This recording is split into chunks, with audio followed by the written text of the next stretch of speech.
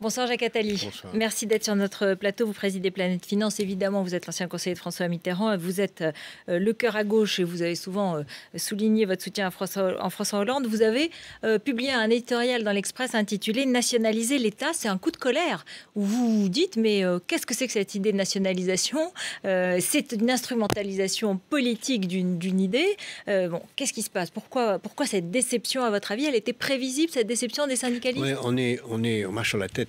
Cette histoire, elle marche sur la tête. Florange, ça n'a aucune importance. Il y a 50 000 chômeurs de plus tous les mois. Ces gens-là ne sont pas du tout menacés ni par le chômage, ni par quoi que ce soit. De toute façon, tout le monde sait que ces hauts fourneaux ne redémarreront pas. Tout le monde sait que la sidérurgie, quand on la regarde globalement, elle n'a un avenir que sur les ports, parce qu'il faut faire venir du charbon et du fer. C'est évidemment sur les ports, ça ne peut plus être là. Il faut dire la vérité aux gens, ça ne peut plus être là. Tout le monde le sait depuis longtemps. Donc, c'est fini. On parle de choses. Qu'est-ce qu'il faut dire? Il faut dire à ces gens, on va vous reconvertir, on vous garantit votre revenu, on va vous former, tranquillisez-vous. Personne ne pense à vous mettre à la rue sans emploi. Mais occupons-nous de l'avenir, occupons-nous des emplois d'avenir. Ne le faisons pas comme on le fait depuis 10 ans, avec des ministres successifs et des présidents successifs, à faire croire qu'on va pouvoir faire quelque chose pour quelque chose qui est une industrie dépassée et du passé. Et non, faisons pas les titres. Les titres, c'est qu'est-ce qu'on fait pour 50 000 personnes qui sont au chômage tous les mois en plus. Alors si on ajoute ce que vous dites, c'est-à-dire cette idée totalement farfelue d'une nationalisation ad hoc. Quand même, vous étiez en 80 avec François Mitterrand, il a nationalisé. À l'époque, ça marchait. Ça a marché, ça a été très critiqué aussi. Ça a très bien marché, mais il faut bien placer les choses dans un contexte différent. En 81, c'était un programme présidentiel avec une liste extrêmement précise d'entreprises, et ça a été approuvé par les Français avec un vote extraordinairement solennel, l'élection président de la République, l'élection au Parlement. On n'a pas nationalisé comme ça, d'un coup de vent, dans un truc qui n'était pas prévu. Si on fait planer le doute que toute entreprise peut être nationalisée, c'est une folie invraisemblable. J'ajouterais que la seule chose qu'on puisse imaginer, c'est de faire voter une loi en disant une entreprise qui ne respecte pas les règles fixées dans les contrats avec l'État peut être nationalisée. Bon, si on avait une telle loi, on pourrait comprendre ça. Mais ça pourrait s'appliquer à Mittal éventuellement, dont on pourrait voir... à condition d'avoir une loi générale de ce genre. Et je pense que ce serait intéressant de débattre d'une telle loi, que je trouverais une loi loufoque. Mais au moins, on aurait une loi cadre. On est dans un état de droit, on a une loi et on applique la loi. Dire qu'on va nationaliser par caprice, dans un cas, en sortant ça nulle part, c'est criminel à l'égard de ceux qu'on trahit en leur faisant croire qu'on va le faire. Ça ouvre la voie à des faux espoirs pour des tas de gens qui doivent être aidés à être reconvertis parce que le monde change et qu'il faut que ça change. Ça fait partir les investisseurs étrangers et nationaux qui n'ont qu'une envie d'investir s'ils ont cette épée de Damoclès du caprice d'un ministre quelconque. Donc c'est tout faux, tout faux. Et c'est faux de la part des médias de mettre tant l'accent et de faire les titres sur ces histoires-là. Non, mais nous, on donne aussi la parole à toutes sortes de regards et on suit ce qui aussi fait réagir les Français. Parce que les Français sont aussi inquiets et vous savez très bien qu'en politique, il y a des symboles. Et c'est devenu un symbole. Peut-être que c'est devenu... Et que là-dessus, la gauche a la responsabilité de dire la vérité, comme vous dites. Voilà. Elle ne le fait pas. Je le fais à l'instant et je pense que c'est très intelligent de le faire. Et le discours du Premier ministre était plein d'une vérité totale quand il a dit que la nationalisation, dans ce cas-là, était indéfendable. Donc Jean-Marc Ayrault, c'est le seul à dire la vérité dans cette affaire? Jean-Marc Ayrault, dans cette affaire, dit la vérité. Je ne dis pas que c'est le seul, il dit la vérité. Voilà. Contrairement à Arnaud Montebourg, puisqu'il faut souligner... Arnaud Montebourg a fait une proposition que je trouve tout à fait loufoque. Il a peut-être fait de bonne foi, ou sûrement fait de bonne foi, mais elle est loufoque. Et François Hollande a laissé faire? Alors, les ministres s'expriment. Le président de la République ne peut pas être derrière chaque micro de chaque ministre qui l'emploie. Enfin, voilà. Vous connaissez François Hollande, lui, c'est le président, il intervient, il suit tout ce qui se passe, il faut définir une doctrine, et la doctrine de la nationalisation au cas par cas, sans loi cadre, me paraît une folie. Voilà, je le dis, et le Premier ministre a bien fait de le dire. Et ce soir, donc, lorsque les syndicats vont sortir de ce rendez-vous... Enfin, c'est un monde de fous. Il y a 50 000 chômeurs de plus par mois. Ça veut dire qu'à l'heure où nous parlons, dans la journée où ces gens viennent plaider un dossier qui n'existe pas, puisqu'ils ne sont pas menacés de chômage, dans cette journée, il y a eu au moins 1500 personnes de plus qui ont été mises vraiment au chômage, qui auraient dû faire les titres de votre journal. Qu'est-ce qu'on va faire pour les gens licenciés 1 par 1, 2 par 2, 10 par 10 dans des PME? Qu'est-ce qu'on va faire pour les 4 800 000 personnes qui aujourd'hui désespérément et en silence cherchent un emploi et non pas ces gens-là? C'est eux dont il faut s'occuper. C'est de cela dont il faut faire les titres. Et faire les titres aussi sur les entreprises qui réussissent et qui créent des emplois. Il y a une entreprise française qui vient d'être déclarée comme une des 10 entreprises les plus importantes révolutionnaires du XXIe siècle. Avez-vous, si je peux me permettre, invité son fondateur, qui se trouve être un Français du Sénégal en plus. Sénégalais devenu français. Béninois, Sénégalais devenu français. Numéro 1 mondial dans la robotique pour la neurochirurgie. Excusez du peu, ça mérite qu'on les aide, ces gens-là. Et pas des gens qui sont ni menacés de perdre leurs revenus et qui, évidemment, savent parfaitement que les hauts fourneaux ne réouvriront pas et que ça ne sert à rien. Il ne faut pas passer à l'avenir. Alors, qu'est-ce qu'il fait Arnaud Montebourg quand il dit cela? Et qu'est-ce que fait François Hollande lorsqu'il laisse faire? Il fait aussi de la politique, le président, qui est inquiet parce que le pacte de compétitivité, eh bien, ça coince un peu à gauche. Il donne des signaux à la gauche et à la gauche de la gauche. Il fait de la politique politicienne. Non, je pense que c'est là, vous cherchez une rationalisation habile qui est possible, mais que je crois qu'il n'existe pas. Je crois que Arnaud Montebourg, lui, oui, fait de la politique. Il instrumentalise cette affaire? Oui. À des fins personnelles? De carrière politique personnelle? Disons que, comme tout ministre, il essaye d'avoir un rôle. Mais dans une économie mondialisée où on est la Corée du Nord et on fait comme il dit, on ferme les frontières et on nationalise quiconque ce qu'on a du mal, ou alors on joue les règles du jeu comme elles sont. C'est-à-dire on construit une Europe fédérale puissante qui peut réagir face à ça et on se donne des instruments réels d'action pour créer des emplois nouveaux et pas défendre des emplois morts depuis longtemps.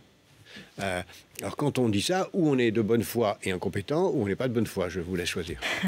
Alors Arnaud Montebourg, il devrait aller plutôt vers la création des nouveaux emplois, dans les nouveaux secteurs. Bien sûr. Et du coup, Françoa Hollande devrait être plus clair quand même là-dessus? Est-ce qu'il est assez clair? À ma connaissance, il n'a pas pris parti pour la nationalisation ad hoc à aucun moment, dans aucun discours. Arnaud Montebourg a cité François Hollande au 14e degré, donc je fais confiance à François Hollande quand il parle, pas à qui que ce soit quand il rapporte les propos d'un tiers. Donc, je trouve que c'est pas bien d'ailleurs quand un ministre a une conversation privée avec le président de la République de prétendre apporter ses propos. C'est pas bien, ça ne se fait pas. Et je trouve que c'est pas bien. Sauf si on est couvert par le président en question qui vous dit oui, tu as le droit de dire ça. Et à mon vous avis, avez ça quand même beaucoup écrit sur les conversations avec le président dans les verbatims. J'ai beaucoup écrit et ces textes ont été relus la plume à la main par François Mitterrand qui l'a reconnu lui-même. Il a dit dans des interviews l'avoir relu la plume à la main. Il y a même des images filmées de ces relectures. Donc je ne suis pas dans ce cas-là. Aujourd'hui, Libération titrait sur qu'est-ce que le hollandisme? Qu'est-ce que, 6 mois après, François Hollande, héritier de Jacques Delors, de Jean-Pierre Chevènement, de Lionel Jospin, certains disent c'est la politique de la godille, d'autres disent c'est l'apaisement social et le progrès économique, d'autres le socialisme et la République, mais d'autres aussi critiquent fortement l'indécision, l'absence de cap. Non, je crois que c'est assez injuste. Si on se réfère à l'agitation sans action du président précédent, parce que c'était beaucoup d'agitation, mais malheureusement peu d'action. Je suis bien placé pour le savoir, puisqu'on avait proposé beaucoup de réformes. La Commission pour la croissance, qui n'ont pas été appliquées et qui commencent à être appliquées par le nouveau pouvoir. On peut dire que l'actuel président, d'abord, il a une sorte d'obsession que je peux comprendre d'éviter une fracture sociale, d'éviter que le pays parte. Et c'est vrai que quand... C'est pour ça que sur Florange, il faut éviter de désespérer Florange. Ça, je peux comprendre ça. Mais en même temps, il faut dire la vérité. Si on ne veut pas désespérer sérieusement les gens, il faut dire la vérité. Il faut fixer un cap. Donc, tout ce qui a été fait en Europe, énorme succès. Énorme succès. On a réussi à faire que l'isolement de la France se traduise par un relatif isolement d'autres. Et la France, deuxièmement, un succès économique. Regardez, aujourd'hui, le titre aurait pu être, ou aurait dû être, le fait que pour la première fois dans son histoire, la France emprunte sur les marchés internationaux à moins de 2%. C'est insensé, c'est un succès considérable. Le pacte de compétitivité qui est lancé, le budget à 3% qui est voté, enfin qui j'espère va l'être, en tout cas dans le processus d'être voté. Vous y croyez, vous, aux 3%? Parce que les perspectives de l'OCDE donnent 3,4%. Oui, je pense qu'on n'y arrivera pas, sauf à faire des économies majeures qui devront être faites de toute façon pour respecter le pacte de compétitivité. Donc il y aura certainement besoin d'agir sur l'efficacité de l'État de façon majeure au premier semestre de 2013. Moi, je reste sur l'idée qu'il y a 4 principes qui doivent fonder l'action de la République aujourd'hui. La fraternité, la solidarité, etc. La francophonie, qui peut vous paraître anecdotique, mais qui pour moi est très important parce que le marché francophone, c'est 220 millions de personnes qui vont devenir 700 millions et qui, dans les industries de l'avenir, sont fondamentales, donc le numérique, le fédéralisme européen et les innovations, les nouvelles technologies, la recherche. Quand on fixe cette grille de lecture, on s'aperçoit que Florange doit aller vers l'aval de la sidérurgie et pas vers l'amont, parce que c'est là où se trouve la valeur ajoutée, qu'on doit laisser les ports comme Dunkerque, Marseille, être les lieux de la sidérurgie, c'est naturellement là que ça se trouve, et puis nous développer sur l'avenir. Et par le biais de ce principe de fraternité, donner les moyens de la reconversion. Moi, je suis frappé d'une lacune énorme. Aujourd'hui, on n'en parle pas, mais il y a cette négociation sur la flexibilité du travail.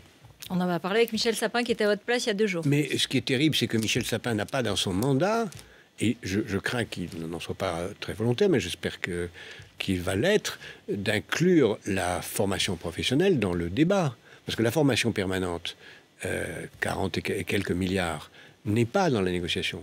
Or, il est évident qu'il y a là un argent très largement gaspillé qui pourrait être utilisé justement, par exemple, pour former les gens qui se plaignent de voir leur emploi totalement dépassé et ne pas être maintenu. On pourrait les former grâce à cet argent pendant de longues années sans qu'ils s'inquiètent pour leur famille ou quoi que ce soit à de nouveaux métiers. Ce serait beaucoup mieux que de les laisser faire le pied de grue devant des hauts fourneaux qui n'ouvriront plus jamais. Donc le fait que la formation permanente ne soit pas inclue dans le débat sur la formation, sur la flexibilité, alors que tous les exemples étrangers comme l'Autriche, qui est le pays d'Europe qui a le moins de chômage et qui met tout l'accent sur la formation permanente des chômeurs ou des gens menacés de chômage, me paraît une énorme faute. Partagé par tous les partenaires sociaux. Il y a 2 lignes, en fait, aujourd'hui, à gauche, au pouvoir. Il y a une gauche plus libérale, plus européenne, et une gauche plus étatiste et plus classique. Et c'est une bagarre. On se demande qui va l'emporter. Elles sont à égalité. L'une des 2 lignes prend l'avantage. L'histoire devrait donner raison à la seule ligne qui vaut, c'est-à-dire celle qui prône le maintien d'une solidarité nationale, d'une francophonie puissante économique et du fédéralisme européen. Et qui montrera bien que le fédéralisme européen n'est pas contraire ni à la fraternité française, ni à la francophonie et à la défense de l'identité française. On parlait des nouvelles technologies, des nouvelles énergies. Lorsque l'EPR fait 2 milliards d'euros encore, c'est un puissant fonds, Flamanville, on se pose la question, est-ce que ça en vaut vraiment la peine ? C'est un pari technologique. Il a été perdu en Finlande. Il semble être perdu ici. Il n'est pas perdu ailleurs. En particulier, les Chinois sont en train de réussir. Donc, ce serait très embêtant si les Chinois réussissent et pas nous. On a eu des exemples de prototypes qui ont coûté très cher et d'avions comme le dernier Airbus qui est un succès commercial alors que le prototype a coûté cher. Je ne pense pas qu'on puisse juger encore. Je pense pas qu'on continue. Oui, je pense. Il vaut mieux continuer. C'est un pari. J'aurais plus de doutes sur d'autres projets technologiques majeurs, mais celui-là, je crois qu'ITER me paraît vraiment quelque chose qu'on devrait regarder de nouveau, regarder des dépenses qu'on y consacre. Juste pour conclure, dans l'atmosphère un petit peu de la politique ces derniers jours, Jérôme Cahuzac, le ministre du Budget, en charge... Scandaleux ce qu'on lui reproche. Scandaleux qu'on puisse sortir sans preuve des accusations de ce genre.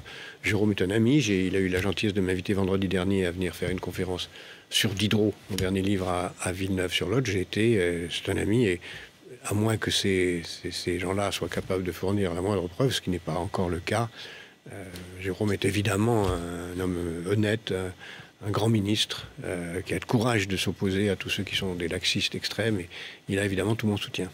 Voilà, donc le mot de la fin. Puis le feuilleton de la droite, vous suivez comme tout le monde ? Comme tout le monde, oui. Je crois que c'est l'intérêt de la République et de la démocratie que cette affaire se clôt vite par la désignation d'un patron d'un grand parti nécessaire à la démocratie. Oui. Et vous penchez pour Fillon ou pour Copé ? Comme disait l'autre, couper, fuyons. Quand même. Nicolas Sarkozy semble avoir un peu perdu la ligne avec... Non, je pense que il faut... Si j'ai un avis d'observateur, je dirais qu'il faut qu'il se choisisse un président de type président du Parti républicain, c'est-à-dire quelqu'un qui ne soit pas candidat au présidentiel, pour calmer le jeu et puis qui remette le débat au moment des choix de leur candidat. Alors justement, Nathalie Kosciusko-Morizet sera à votre place demain soir, par exemple. Merci beaucoup. Merci Jacques Attali. Restez avec nous dans un instant.